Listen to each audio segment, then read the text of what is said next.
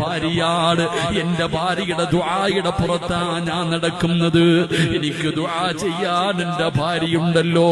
ഒരു ഭർത്താവ് പറയണം, എനിക്കൊന്നും വരില്ല, എനിക്ക് എന്ത് രോഗമാണെങ്കിലും മാറും. കാരണം നിസ്കാരപ്പായിലിരുന്നു കൊണ്ട് നെഞ്ചു പൊട്ടിയിട്ട് കരയാൻ, എനിക്ക് ദുആ ചെയ്യാൻ എന്റെ ഭാര്യയുണ്ടല്ലോ. അവള് മതി എനിക്ക് ദുആ ചെയ്യാൻ.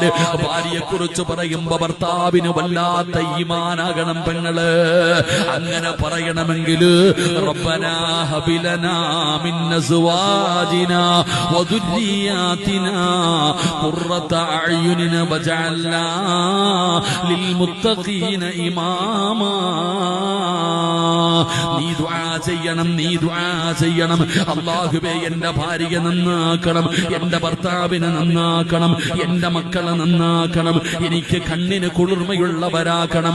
എന്നിട്ട് പറയണം, അല്ലാ എന്നെ നന്നാക്കണേ, അല്ലാ എന്നെ നന്നാക്കണേ, അല്ലാ. ഭാര്യ പറയണം, ഭർത്താവ് പറയണം, എന്നെ നന്നാക്കണം തമ്പുരാനെ. ലിൽ മുത്തഖീന ഇമാമാ, എന്നെ ഇമാമാക്കണമല്ലാ. പള്ളിയിലെ ഇമാമല്ല, എന്റെ ഭാര്യക്കും എന്റെ മക്കൾക്കും മാതൃകയാകുന്ന ഒരു നല്ല മനുഷ്യനാക്കി